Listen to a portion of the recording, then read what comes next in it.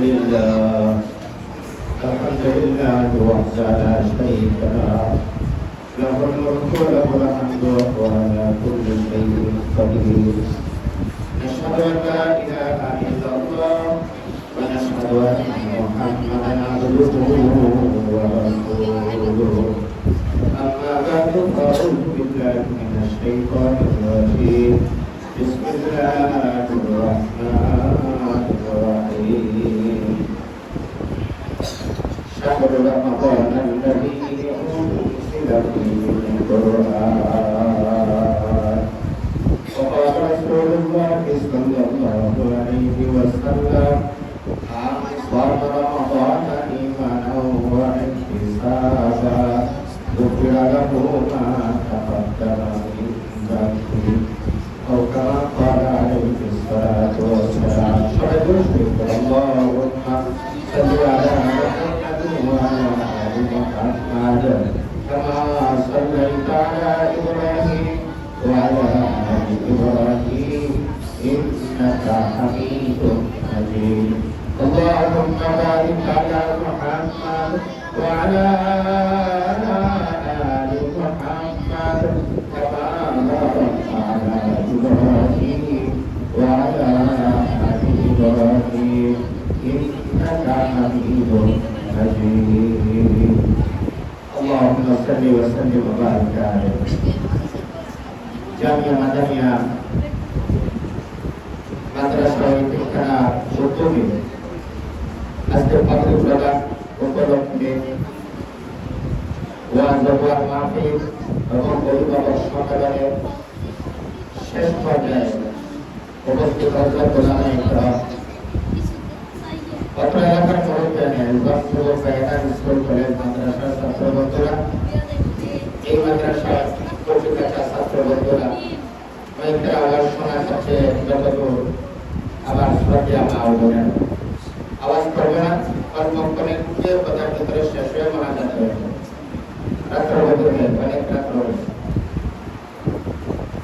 অত্র এলাকার মুরব্বিয়ানে যারা সর্বপ্রথম আমরা স্মরণ করতে চাই আমাদের পার্শ্ববর্তী যে কবরস্থানে যারা শুয়ে আছে বিশেষ করে ওসমান ভাইয়ের আব্বা এবং তার পরিবার পরিজন সহ অত্র এলাকার যত মুরব্বীরা কবরস্থানে শুয়ে আছেন আমাদের এই মাদ্রাসার প্রতিষ্ঠাতা মুহতামিম পরিচালক নুরুল হক সাহেব যিনি মাদ্রাসাটি চালু করেছেন সর্বপ্রথম আমরা তাদের রোহের মাগফিরাতের জন্য আল্লাহর কাছে দোয়া করি আল্লাহ যেন কবরস্থানে যারা শুয়ে আছেন পাশাপাশি নুরুল হক সাহেব সহ আল্লাহ যেন সকলকে মাফ করে দেয় সবাই বলি আমিন এবং তাদের সাথে সাথে আল্লাহ যেন আমাদেরকেও মাফ করে দেয় মাদ্রাসা যেন আল্লাহ কবুল করে সবাই বলি আমিন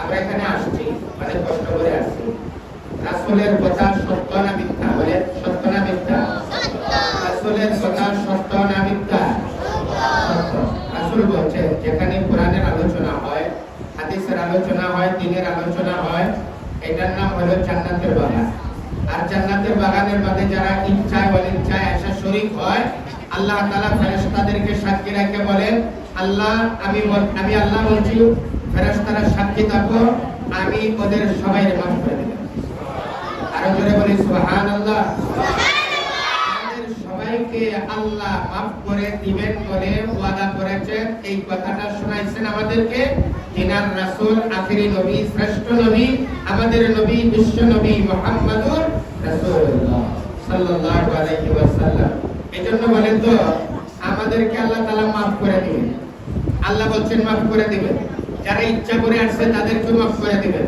যারা অনিচ্ছাবশত রাস্তা টানে আইসা বসে তাদেরকে আল্লাহ maaf করে দিবেন এজন্য আমরা এই কথাটা শুনিনা রাসূলের এই কথা শুনিনা আমরা খুশি না ভাইয়া সবাই বলি আলহামদুলিল্লাহ আমরা জোরে বলি আলহামদুলিল্লাহ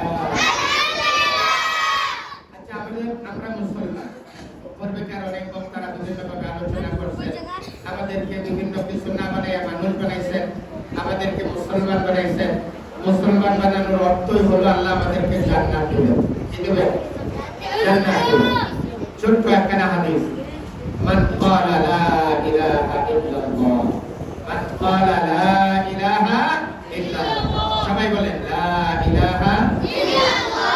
আবার বলেন লা ইলাহা ইল্লাল্লাহ। আবার বলি লা ইলাহা ইল্লাল্লাহ। রাসূল বলেন যে ব্যক্তি দিল থেকে বিশ্বাস করে বলে লা ইলাহা ইল্লাল্লাহ দাখালাল জান্নাহ। আলহামদুলিল্লাহ। রাসূল বলেন যে ব্যক্তি বলে আল্লাহ ছাড়া আর কোনো মাবুদ নাই, আল্লাহ ছাড়া আর কোনো মাবুদ নাই, রাসূল বলেন যে ব্যক্তি দিল থেকে বিশ্বাস করে লা ইলাহা ইল্লাল্লাহ বলল, আমি রাসূল বলতেছি আমাদের আল্লাহ জানাইছে আল্লাহ তাকে জান্নাত দান করবে। বলেন তো দেখি আমরা লা ইলাহা ইল্লাল্লাহ বলি না বলি না? বিশ্বাস করি না করি না? লা ইলাহা ইল্লাল্লাহর অর্থ কি? আল্লাহ ছাড়া আর কোনো বলেন আল্লাহ ছাড়া আর কোনো মাবুদ নাই, আল্লাহ বাদে আর কোনো মাবুদ নাই। এই জগতে বর্তমান পৃথিবীতে 800 কোটি মানুষ বাস করে। তার মধ্যে কিছু মানুষ আছে তারা বলে আল্লাহ বলতে কিছু নাই, পরকাল বলতে কিছু নাই, কবর বলতে কিছু নাই, জান্নাত জাহান্নাম বলতে কিছু নাই। যারা এই বিষয়গুলি অস্বীকার করে তাদেরকে বলা হয় নাস্তিক। তাদেরকে কি বলা হয়? নাস্তিক।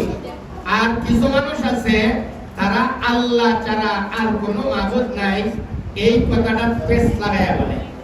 যেমন খ্রিস্টানরা বলে আল্লাহ তিনজন, বলেন নাউজুবিল্লাহ। আল্লাহ কয়জন? খ্রিস্টানরা বলে কয়জন? আমরা মুসলমানরা বলি আল্লাহ কয়জন? মুসলমানরা জুড়ে বলে, মুসলমানরা বলে আল্লাহ কয়জন? খ্রিস্টানরা বলে আল্লাহ কয়জন? তিনজন। আল্লাহ পরিবারভুক্ত, আল্লাহ আছে, আল্লাহর বিবি আছে, আল্লাহর ছেলে আছে। সবাই জুড়ে বলেন নাউজুবিল্লাহ। আল্লাহর ছেলে আছে, আল্লাহর বিবি আছে, আল্লাহ আছে, তিনে এক, সালিসু সালাসা, তিন খোদায় তারা বিশ্বাস করে। আমরা বলি কুল হুয়াল্লাহু আহাদ। বলেন কুল আল্লাহ কয়জন? আল্লাহুস সামাদ। আল্লাহ বেনিয়াদ, আল্লাহ কাহারও মুখাপেক্ষী না। আল্লাহ ইয়ালিদ ওয়া লাম ইউলাদ। আল্লাহ কাহারকে জন্ম দেয় নাই, আল্লাহ কাহাকেও জন্ম দেয় নাই। তাহলে আল্লাহ কেমন? ওয়ালাম ইয়াকুল্লাহু কুফুয়ান আহাদ। আল্লাহকে চিনার মতো, জানার মতো, দেখানোর মতো কোনো উপমা নেই, সাদৃশ্য নাই। আচ্ছা বলেন দেখি আল্লাহকে দেখা যায়? আল্লাহকে দেখা যায়? তারপর আল্লাহ আছে না নাই? আল্লাহকে দেখা যায়? আল্লাহ আছে? আচ্ছা দুনিয়াতে অনেক কিছু আছে দেখা যায় না, আমরা বিশ্বাস করি না করি না? করি না করি না? বাতাস আছে, বিশ্বাস করি। বাতাস দেখা যায়? বাতাস দেখা যায়? দেখা যায়।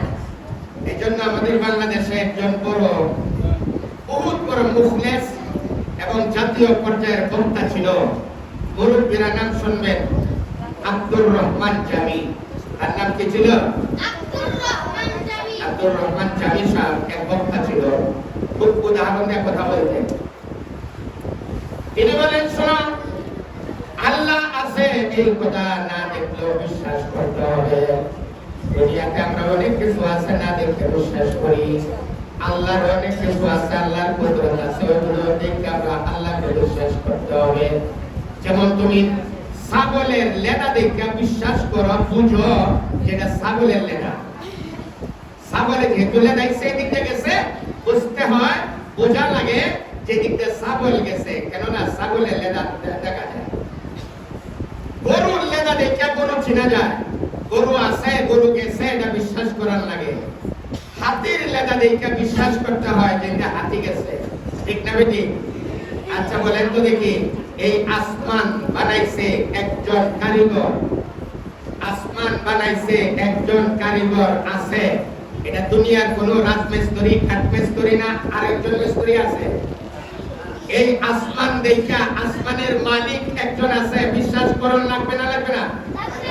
এই পাহাড় পর্বত যে কোনো ইচ্ছা এমনি এমনি হয়ে গেছে না, একজনে বানাইছে? বানাইছে, তার নাম কি?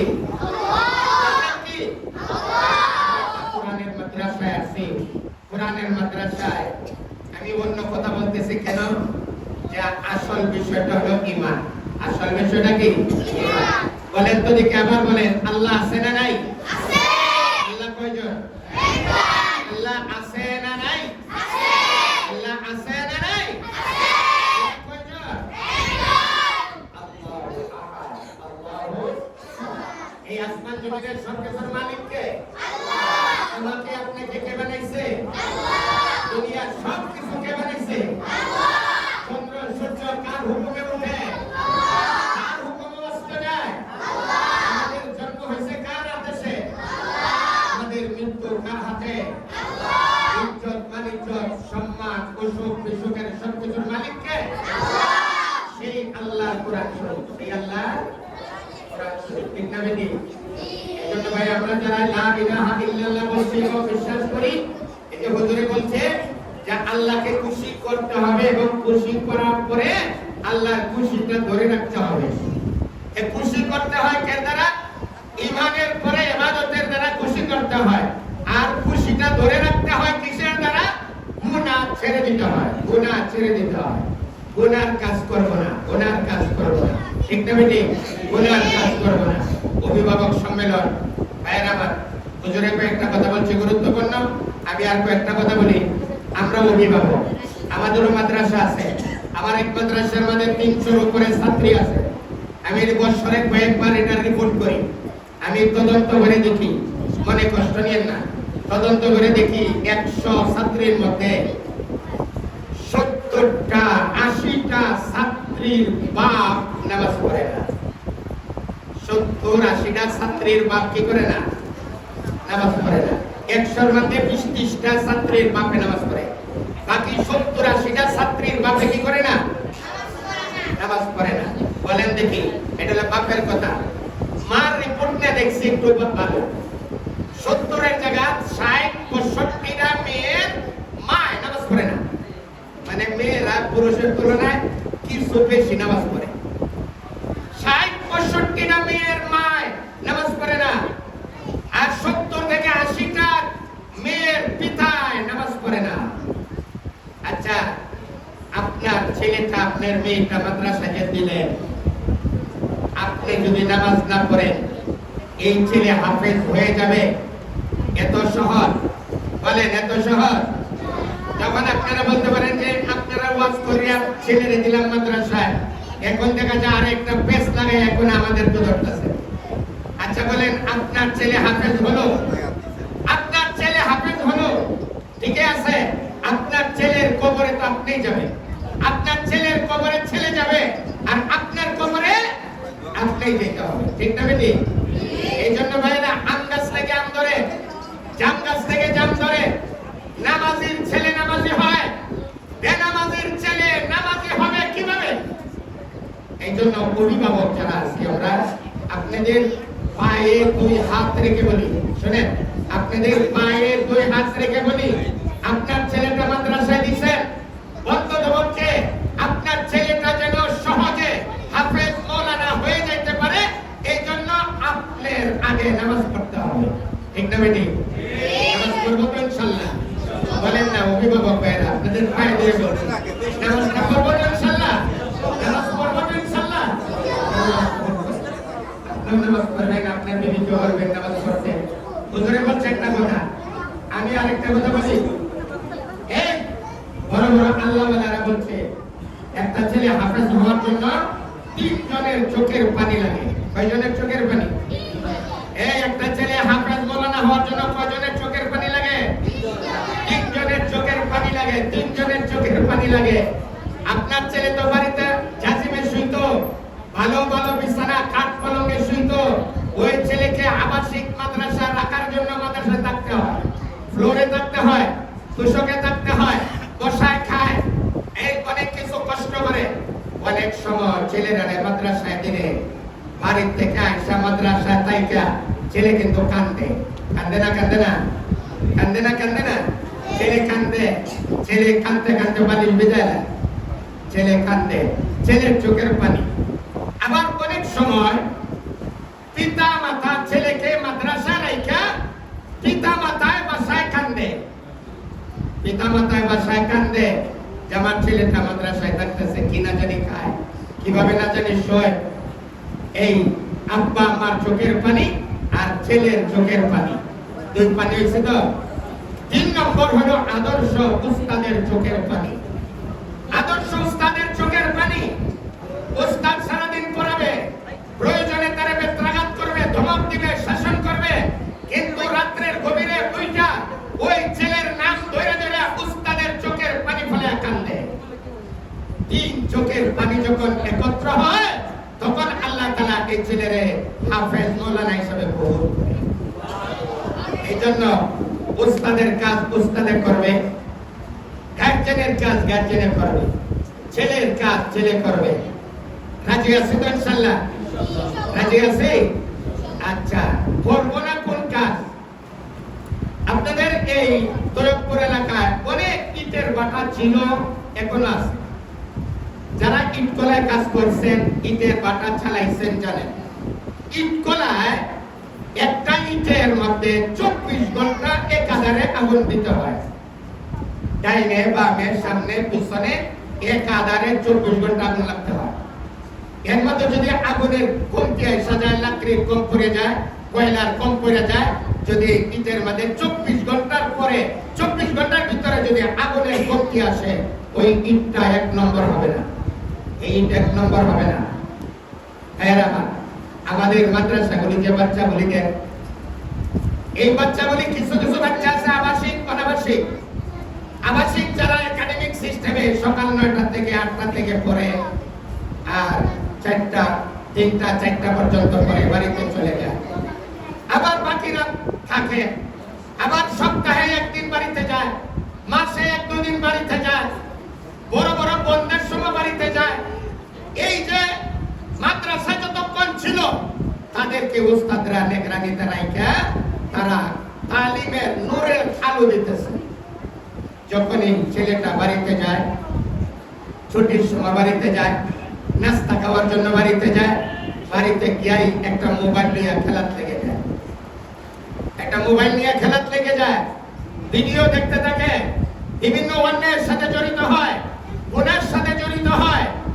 এই অন্যায় অপরাধের সাথে গুনার সাথে বিশেষ করে বর্তমান যুগে মোবাইলের সাথে যদি লেগে যায়, সারা দিনের এলেমের নূর অল্পতে মেসের কাঠি দিয়া আগুন দিয়া যেন অনেক কিছু এক মেসের কুসাতে জ্বালায় দেওয়া যায়, সারা দিনের পড়ার নূর এক গুনার কারণে সব জ্বলে ছাই হয়ে যায়।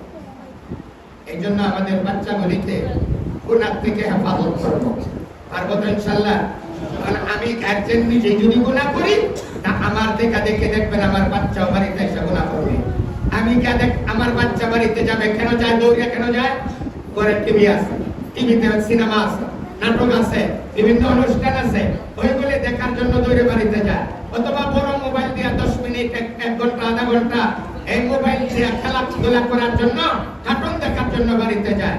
ওইগুলির থেকে আমাদের সেভ করতে হবে, বাচ্চাদেরকে হেফাজত করতে হবে। আর উস্তাদের আদর্শ উস্তাদদেরকে বলতেছি, ভাইয়েরা আমার, আপনারা অনেক কষ্ট করে মাদ্রাসায় পড়ান, কিন্তু আদর্শ উস্তাদের দায়িত্ব হলো ছাত্রের প্রয়োজন পুরা করা। এর মধ্যে একটা ছোট্ট ঘটনা, আমাদের মাযহাবের ইমাম আবু হানিফা রাহিমাহুল্লাহ তাআলা, জগতের ইমাম, সর্বশ্রেষ্ঠ ইমাম, ইমামে আযম আবু হানিফা রাহমাতুল্লাহি আলাইহি, তিনি ক্লাসের মধ্যে পড়াইতেছেন। ওই ক্লাসের সামনে দিয়ে রাস্তা দিয়ে একটা ছেলে দেখতেছে। ইমাম আবু হানিফা রাহমাতুল্লাহি আলাইহি ছেলেটাকে দেখছেন, এইটা দেখতেছেন, তার চেহারার মধ্যে এলেমের নূর দেখা যায়, আলেম হওয়ার নূর দেখা যায়। ওই ছেলেটা ডাক দিয়েছেন, আজকে কাছে বসাইছেন আর বলছেন, বাবা তুমি পড়ো, তুমিও আমার ক্লাসে বসে পড়ো।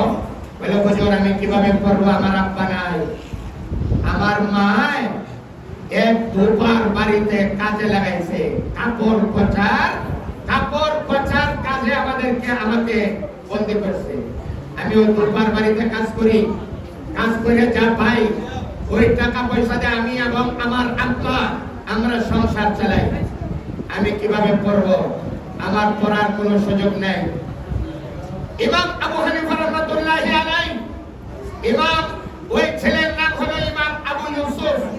ইমাম আবু ইউসুফকে ক্লাসে বসাইলেন, বসাইয়া সারাদিন পড়াইলেন। আর বিকাল বেলা তো ছেলে যায় না, পরদিন এভাবে পড়তেছে, পরদিন তার আম্মা আইছে, তার ছেলের করতে করতে তার আম্মা আইছে, আইসা দেখে ছেলে তো দুপার বাড়িতে কাজ করে না, ছেলে তো রাস্তায় ইমাম আবু হানিফা রাহমাতুল্লাহ আলাইহির মাদ্রাসায় পড়ে। আর মা রাগারাগি করতেছে, আরে আমার ছেলে আপনি আটকাইছেন, আমার ছেলে দুপার বাড়িতে কাজ করে, এখান থেকে টাকা পয়সা আসলে এই টাকা দিয়ে আমাদের সংসার চলে, আর আপনি আমার ছেলের আটকাইলেন।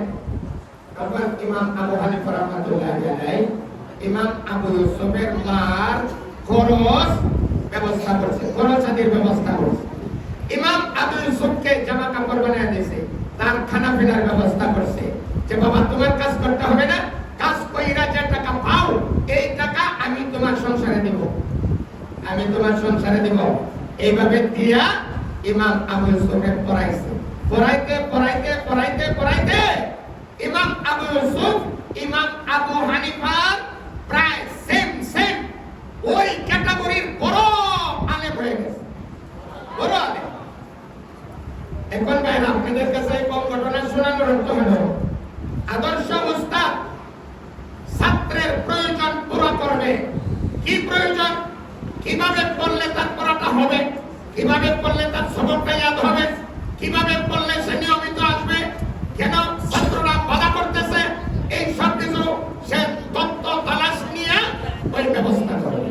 যদি কোনো ছাত্র গরিব থাকে, পড়ালেখার সমর্থন নাই, ওই ছেলের খরচাদির ব্যবস্থা উস্তাদরা নির্ণয় করবে আর বলবে এলাকার বিত্তশালী ধনী মানুষদেরকে ডাইকা আইনা তাদেরকে বলবে এই ছেলেটা, পাঁচটা ছেলে, দুটা ছেলে খরচের কারণে পড়তে পারতেছে না, কিন্তু ছেলেটার ব্রেন ভালো, মেধা ভালো, আপনার একটু সহযোগিতা করুন। কারণ আমাদের উস্তাদরা তো ইমাম আবু হানিফার মতন এত ধনী না, এরা যে পকেটের টাকাতে উস্তাদ ছাত্র পড়াবে এটা এত ধনী না। এই জন্য ছাত্ররা উস্তাদরা যদি কোনো গরিব ছাত্রের লেখাপড়ার সহযোগিতায় আপনাদের কাছে আমাদের কাছে হাত বাড়ায়, তাহলে আমরা রাজি আছি তো, ইনশাআল্লাহ খুশি আছি তো। এর দ্বারা কি হবে? কোরআনের খেদমত হবে। ভাইরা, তৈয়বপুরবাসী ভাইরা, এই জামিয়া মাদানিয়া মাদ্রাসা হয়েছে মানে এখানে আল্লাহ কোরআন পাঠাইছে, কোরআন পাঠাইছে। কোরআন যেহেতু পাঠাইছে, ওই কোরআনের সম্মানার্থে আমাদের যা যা করার এটা আমাদের করতে হবে, যা যা করার সব করতে হবে। রাজি আছে তো ইনশাআল্লাহ? আমাদের মুফতি সব বলছে আপনারা রমজানে যে ছাত্ররা থাকে পরে তাদের ইফতারির জন্য আপনারা পর্যাপ্ত ব্যবস্থা করেন। আলহামদুলিল্লাহ, আলহামদুলিল্লাহ। এই জন্য রোজা তো এসে গেছে, এর শাবান মাস, আর শাবান মাসটা হলো রমজানের প্রস্তুতি গ্রহণ করার প্ল্যান প্রোগ্রামের মাস। এই জন্য আমরা এখন থেকে 8-9 দিন আছে, এই 8-9 দিনের ভিতরে প্ল্যান করব কিভাবে রোজাটা রাখতে হবে, কিভাবে তারাবিটা করব, কিভাবে সেহরি খাবো, কিভাবে ইফতারি করব, কিভাবে আরো 10 জনকে আমি ইফতারি করাইতে পারি, আরো 100 জনকে ইফতারি করাইতে পারি, না পারলে এক গ্লাস পানি দিয়ে হইলেও আরেকজনকে আমি ইফতারি করাবো। এই প্ল্যান করব, প্ল্যান করি না রমজানটা যেন আমার একটা নামাজ জমাতে সারা যেন ছুটে না যায়, একটা রোজা যেন ছুটে না যায়, একটা সেহরি যেন না ছুটে। সেহরি খাওয়ার সময় যখন উঠব ওই সময় 4 রাকাত 6 রাকাত আমি তাহাজ্জুদের নামাজ পড়ি, পারবো তো ইনশাআল্লাহ? হ্যাঁ, প্ল্যান করব, প্রোগ্রাম করব রমজানটা কিভাবে কাটানো যায়। রমজানে একটা ফরজ আমল করব, 70টা ফরজের সওয়াব পাবো। একটা নফল আমল করব, তাহলে একটা ফরজের আমলের সমতুল্য সওয়াব পাবো। এইজন্য ভাইরা, আপনার ছেলে ভালো হোক, আপনার ছেলে হাফেজ হোক, আপনার ছেলে জগৎ বিখ্যাত আলেম হোক, এর জন্য ছেলেরও দায়িত্ব আছে, গার্জেনেরও দায়িত্ব আছে, এমনি ভাবে উস্তাদেরও দায়িত্ব আছে। আমরা যেন সকলেই যেন নিজ নিজ দায়িত্ব পালন করার ক্ষেত্রে আমরা যেন একটু মনোযোগী হই। এই যে হুজুরে বলছে না যে আপনার আমাদের সমাজে মাঝে আসবেন, আইসা দেখবেন ছেলের অবস্থা, দেখবেন উস্তাদের সাথে যোগাযোগ করবেন,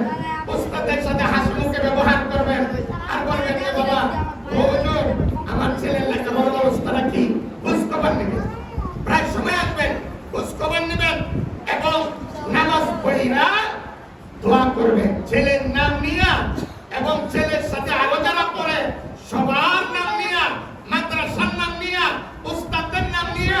আপনি খেটে খাওয়া মানুষ হন না কেন, একজন অটো চালক হন না কেন, গার্মেন্টসের কর্মী হন না কেন, ও মা বোনেরা, আপনার ছেলের জন্য আপনার দুই হাত তুলে আল্লাহর কাছে দোয়া করতে হবে, দোয়া করতে হবে। কারণ সব কিছুর মালিক কে? জোরে বলি, সব কিছুর মালিক কে? আল্লাহর কাছে চাইলে আল্লাহ খুশি হয়, না চাইলে আল্লাহ বেজার হয়। উস্তাদে আপনার ছেলেকে হাফেজ বানাতে পারবে না যদি আল্লাহ কবুল না করে। আল্লাহ কবুল করতে হবে। যখন সবার মনে মানসিকতা যখন এক হয়ে যাবে, তখন আল্লাহ তাআলা আপনার ছেলেকে আমার ছেলেকে আল্লাহ কবুল করে। এজন্য আমরা আল্লাহমুখী হব, আল্লাহর দিকে মুতাওয়াজ্জিহ হব, আল্লাহর কাছে কবুল করাবো, আল্লাহর কাছে মুনাজাত করতে হবে। আর আমার দেশের মাদ্রাসাতে রিপোর্টটা দিলাম, সেই রিপোর্ট অনুযায়ী প্রত্যেক ছাত্রের একজনকে নামাজি হইতে হবে, নামাজি হইতে হবে, নামাজি হইতে হবে। ঠিক না বেটে? আমার আগের হুজুরে বলছেন একটা কথা, হালাল খাইতে হবে। আমি দেশের মাদ্রাসা গার্জেনদেরকে জরিপ করে দেখছি, 40-45% গার্জেন সুদীর লেনদেনের সাথে জড়িত, সমিতির টাকার সাথে জড়িত, সুদীর টাকা লাগায় অথবা সুদের টাকা এনে নিজে ব্যবসা করে। তাই ভাইরা আমার, আপনাদের কাছে উদাত্ত আহ্বান, হারাম খাওয়ার পরে হারাম হারাম টাকার খাদ্য ছেলেরে খাওয়াইলে ওই ছেলে হাফেজ হবে আশা করা যায় না, আশা করা যায় না। এই জন্য হারাম থেকে বাঁচার চেষ্টা করবো, গুনাহ থেকে বাঁচার চেষ্টা করবো। আল্লাহ তাআলা এই মাদ্রাসা কবুল করেন, পাশের কবরস্থানে যারা শুয়ে আছে সবাইকে আল্লাহ কবুল করেন, সবাইকে আল্লাহ পাক মাফ করে দেন। এলাকার মুরব্বিদের হায়াতের মধ্যে আল্লাহ বরকত দান করেন, এলাকার ব্যবসায়ী ভাইদের ব্যবসার মধ্যে আল্লাহ বরকত দান করেন। এবং যত ছাত্ররা এখানে আছে সমস্ত ছাত্রকে আল্লাহ তাআলা সেহেন যাকাত আল্লাহ খুলে দেন, সবাইকে আল্লাহ জগৎ বিখ্যাত হাফেজ এবং আলেম হিসেবে আল্লাহ কবুল করে দেন। যারা রমজানে সহযোগিতা করে সকলের সহযোগিতাকে আল্লাহ যেন ভরপুর কামিয়াবির সাথে কবুল করে। পরিশেষে একটা ইঙ্গিত দিতেছে, ইঙ্গিত যে পরিমাণ ছাত্র এখন মাদ্রাসায় হয়েছে এবং হচ্ছে, এবং ভালো তালিমের জন্য পরিবেশ লাগে। ওই পাশে একটা জমাত, এখানে একটা জমাত, এখানে একটা জমাত, তিনটা জমাত যদি একসাথে পড়ানো হয়, তখন এক জমাতের আওয়াজের কারণে আরেক ক্লাসের ছাত্ররা কিছু বোঝে না। ঠিক না বেটি? হ্যাঁ, এই জন্য ভালো পরিবেশের জন্য পর্যাপ্ত জায়গার দরকার। এই জন্য যারা মাদ্রাসা পরিচালনা করতেছে তাদের মনের বহুতি আশা, সামনে রমজান আছে, তাদের মনের আশা হলো এইটার উপরে একটা তালা করবে, দোতলা করবে, দোতলা দোতলা করলে পরে, দোতলা করলে পরে তখন আপনার ছেলেটা, আপনার বাচ্চাটা শান্তিপূর্ণ ভাবে লেখাপড়া করতে পারবে। আর না হলে আওয়াজের দূষণের কারণে অনেক লেখাপড়া বিঘ্নতা তৈরি হয়। এই জন্য এখন কিচ্ছু বলছি না আপনাদেরকে। এই যে হুজুরে বলছে যে টাকা দেন, পয়সা দেন, আলেম হন, ছাত্র হন, বলে কিচ্ছু বললাম না, বলে দিল থেকে মহব্বত করেন, দিল থেকে মহব্বত করেন। এই জন্য জায়গা প্রশস্ততার জন্য এই রমজান মাসে সেহরির সময়, ইফতারির সময়, যে কোনো ইবাদতের পরে দোয়া কবুল হয়, যাতে মাদ্রাসা একটু জায়গা বড় হয়, দোতলার কাজ করা যায়। আল্লাহর কাছে দোয়া করবো, পারবো তো ইনশাআল্লাহ? দোয়া করতে পারবো তো ইনশাআল্লাহ? আল্লাহ যেন আমাদের কবুল করে। এই কথা এখনই শেষ করে দেওয়া হচ্ছে, এখনই মোনাজাত হবে। আশপাশে যে সমস্ত ভাইয়েরা আছেন যারা দোয়ায় অংশগ্রহণ করার ইচ্ছা, মেহরবানি করে চলে আসেন, এখনই দোয়া হয়ে যাবে। দোয়ার পরে আমরা সবাই বিদায় হয়ে যাব। আমরা সবাই আস্তাগফিরুল্লাহ করি, আস্তাগফিরুল্লাহ।